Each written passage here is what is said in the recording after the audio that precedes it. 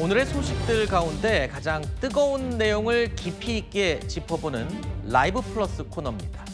우리나라 노동자들의 평균 임금으로 서울에 30평짜리 아파트를 사려면 얼마나 걸릴까요?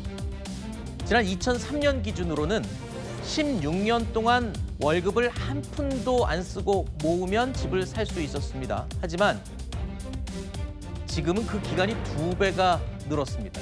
32년 동안 월급을 단 한 푼도 쓰지 않고 모아야 아파트 한 채를 살 수 있다고 합니다.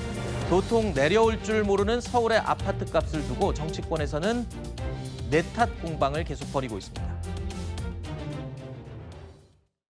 서울의 집값 상승은 윤석열 정권과 오세훈 서울시의 부동산 정책의 결과입니다. 대부분의 규제 지역을 해제했고 토지거래 허가구역을 성급하게 해제함으로써 부동산 급등세에 기름을 부었습니다. 민주당은 정부와 함께 맞춤형 대책을 마련해 갈 것입니다. 강남은 과열되고 지방은 얼어붙는 양극화 이재명식 정책이 만든 참사입니다. 불난 집의 부채질, 잘못된 길의 핑계질. 지금 필요한 건 남 탓이 아니라 제대로 된 부동산 정책입니다. 최근에 서울의 아파트값, 집값이 급격히 오르기 시작하면서 이런 현상까지 감지됐습니다. 서울의 비싼 집값을 감당하기 어려운 사람들이 수도권 외곽으로 이동하는 이른바 탈서울 현상이 뚜렷해졌다고 하는데 그 인원이요. 지난 2달 동안만 무려 7,400명이 서울을 떠났다고요? 네. 집값 때문에? 그렇죠. 최근 들어서 조금 더 가팔라졌고요. 네. 올해 전체적으로 보면 서울의 순유출 인구 한 5월까지 보면 10,000명이 넘습니다. 어허. 이게 이제 1년 전과 비교를 해보면 50% 가까이 증가한 규모거든요. 같은 기간에 딱 경기도나 인천 같은 경우는 다 순유입 인구가 2자릿수씩 다 늘었어요. 지금 통계상 보면 서울에서 떠나시는 전출자의 70% 이상은 경기도나 인천으로 유입되고 있는 것으로 확인이 되고 집값 있습니다. 때문에? 네, 결국 이제 원인 따져봐야 되는데 집값이라고 볼 수 있는 게 여러 측면에서 확인이 되는데 작년 한 해 동안 이제 서울 거주자가 경기도 아파트를 매입한 사례들을 보면은 17,000채. 이것도 재작년과 비교를 해보면 한 30% 가까이 증가한 규모입니다. 확실히 네. 서울의 비싼 집값이나 전월세, 즉 임대료를 감당하지 못해서 네. 조금 더 저렴한 집이나 임대료를 책정돼 있는 이런 서울 외곽 지역, 경기도나 인천 지역으로 떠나고 있다 이렇게 봐야 될 것 같습니다. 집값이 너무 부담돼서 서울을 떠나는 이른바 탈서울 현상이 감지가 된 건데 이런 현상 말고요. 또 새로운 현상이 감지가 됐습니다. 집값이 급등하면서 부동산 시장에는요. 이른바 주인 전세라는 게 등장을 했다고 합니다. 주인 전세. 교수님, 주인 전세가 뭡니까 도대체? 집주인이면서 전세 세입자가 되는 거죠. 아니, 주인이 전세 세입자는 될 수 있죠. 근데 네, 어떤 전세 세입자가 되는 거예요? 자기가 살던 집에서 세입자가 되는 거라면서요? 그렇죠. 네, 집주인이 자신이 살던 집을 이제 매도를 하게 하고. 되면 그 동시에 이제 그 집에 세입자가 돼서 계속 거주하는 이런 아하. 거래 방식을 말하게 되는 겁니다. 종이상에 서류상에 위치만 바뀌는 거군요. 네, 그렇죠. 내가 내 집에 원래 살고 있다가 네. 신분만 전세 세입자로 바뀌는 거네요. 네, 그럼 이걸- 왜 그런 현상이 나오는 건가요? 소위 이게 이제 갭 투자에 해당되는 거죠. 쉽게 얘기해서. 네. 예를 들어서 이제 10억짜리 집을 매수인이 6억 원의 전세를 끼고 사는 경우에는 이제 매수인은 어떻게 되죠? 4억 원만 네. 현금을 갖고 있으면 이제 집을 소유를 하게 되는 거죠. 매도인은 이제 6억 원을 전세 보증금으로 내고 또 그 집에 계속 살게 되는 거죠. 이게 과거 문재인 정부 집값 한참 오를 때 그때도 나타났던 현상이거든요. 아. 딱 소위 말해서 집값이 한참 오르는 이런 시기에 많이 나타나는 현상입니다. 네. 이게 갭 투자다 보니까요. 지금 토지거래 허가구역으로 묶여있는 서울 강남 3구, 용산구에서는 이런 거래가 안 됩니다. 주인 전세 거래가 안 되고요. 그 외에 다른 지역들. 그래서 최근에 이런 거래가 나타나고 있는 지역들이 성동구, 마포구 이런 지역들. 성동구, 마포구 기억하시겠지만 주간 단위 집값 상승률을 보면 가장 많이 오르는 지역들 그렇죠. 중에 서울에서 하나거든요. 가장 많이 폭이 올랐죠. 네. 이 지역들은 왜 그러냐?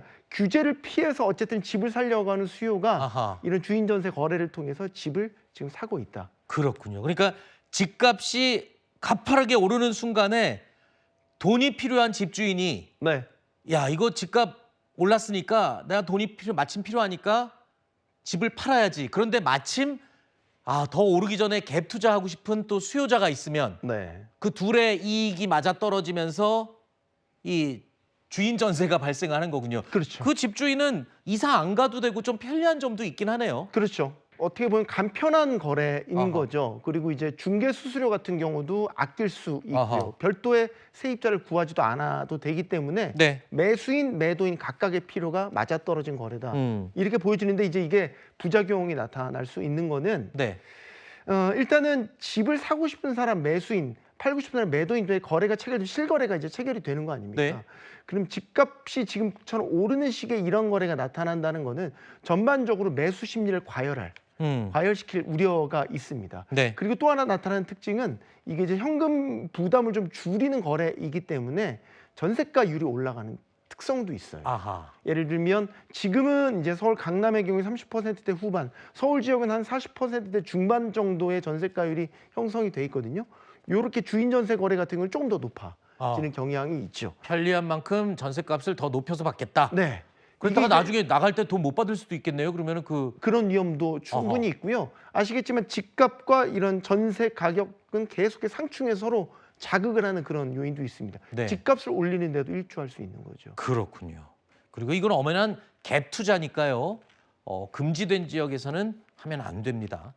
자, 이 서울의 부동산 시장이 뜨겁긴 뜨거운 게 맞는 것 같습니다. 고분양가 논란에 미분양이 속출했던 신축 아파트도 결국엔 다 완판됐다고요, 최근에? 네. 과거에 그 2022년 전 2년도를 돌이켜 보면 그때 이제 고금리가 막 전 세계적으로 일어나면서 네. 주택 시장이 일시적으로 냉각기를 거쳤던 시기가 있었어요. 근데 그 이후에 이제 집값이 서울 지역을 중심으로 다시 살아나면서 그때 나타났던 게 신축에 대한 선호도. 그러면서 분양 시장이 되게 뜨거웠죠. 서울 지역 분양 시장이 되게 뜨거운데 그때도 서울 지역 안에서도 투자 매력도가 좀 떨어진 거나 주거 환경이 좀 상대적으로 열악한 곳은 미달도 꽤 많이 났습니다. 그런 지역이 대표적으로 은평구, 노원구 일대의 신축 분양들 이런 지역들인데 최근에 이런 노원구, 은평구의 미계약 물량들이 이제 무순위로 나온 것들이 다 완판되고 있다라는 거죠. 이게 이제 시사하는 거는 결국에는 지금 서울 부동산 시장의 강한 상승세, 수요 집중 여기에 대해 공급 부족이 맞물리게 되면서 이런 미분양 단지들마저 빠르게 이제 소진되고 있으니까 뭐 쉽게 말해서 이른바 불장에 나타나는 전형적인 모습이다 이렇게 볼 수 있겠습니다. 네. 일단은 뭐 제가 들리는 얘기로는 지금 집값의 상승세가 과거 문재인 정권 때 올랐던 집값 이상으로 지금 뜨겁게 달아오르고 있다. 그 수준을 넘었다. 뭐 이런 얘기도 들리는데 지금 이재명 정부도 고민이라고 얘기를 들었어요. 이게 뭐 대책을 발표하면은 곧장 올라버리니까 과거에 계속 그랬거든요. 그래서 지금 정부에서도 부동산 대책을 발표하는 것을 지금 굉장히 조심스러워하고 있다면서요. 네. 지금 국정기획위원회에서 이제 뭐 관련된 대책들 뭐 이제 관련 부처의 이제 업무 보고도 받으면서 검토를 하고 있긴 한데 지난주에 이제 비상점검 회의를 할 때 한 차례 메시지를 내놓은 거 빼고는 크게 부동산 시장 지금 집값 이상 급등 현상에 대해서 뚜렷한 어떤 방향성이나 이런 것들을 내놓지 않고 있죠. 그만큼 신중하게 지금 부동산 정책을 설계하고 있다라는 게 정부 안팎에서 나오는 목소리들이에요. 이유는 이제 전임 정부들의 실패를 반복하지 않겠다라는 거죠. 뭐 예를 들면 문재인 정부 때는 소위 말해서 다주택자에 대한 중과 이런 세금 같은 것들로 소위 집값을 누르겠다라는 정책들이었는데 사실 결과적으로 실패를 했죠. 오히려 투기 수요만 더 자극을 했고 공급 문제에 대해서는 제대로 된 해결책을 내놓지 못하면서 실패했고 윤석열 정부 때는 뭘 꼽을 수 있을까요? 대출 규제. 맞습니다. 정확히 보셨습니다. 대출 규제에 실패했다라는 측면이 강하죠. 집값이 조금 반등세를 보이니까 경기를 살리겠다 그리고 실수요자들을 지원하겠다는 측면에서 정책 대출을 대거 풀었지 않습니까? 이게 지금 나타나는 집값 과열의 또 원인이 되기도 했죠. 그래서 이 전임 정부들의 실패를 반복하지 않기 위해서 이재명 정부는 너무 과도한 정책 혹은 반복되는 정책들을 남발하지 않겠다는 기본적인 기조를 갖고 있고 정책적인 무게중심을 보면 공급 쪽에 좀 무게중심을 두고 부동산 정책을 설계하려는 움직임을 보이고 있습니다. 워낙 이 부동산 집값 시장이요. 워낙 다양하고 빠르게 변하기 때문에 정부에서 여기를 탁 치면 여기가 봉 뜨고 또 두더지 여기를 잡기. 그렇잖아요. 네. 두더지 잡기처럼 여기를 때리면 또 여기서 툭 튀어오르고 하다 보니까 아마 지금 정부도 이걸 함부로 어느 한 곳을 빡 누르는 게 지금 굉장히 조심스러운 거죠. 여기를 좀 잘 달랠지 아니면 어디를 골고루 눌러야 될지 이걸 고민하는 것 같습니다. 어쨌든 시장은 정부의 부동산 대책을 굉장히 예의주시하고 있는 상황이고요. 정부 또한 시장의 분위기를 아주 면밀하게 들여다보고 있는 상황입니다. 어떤 대책이 나올지 지켜보도록 하겠습니다.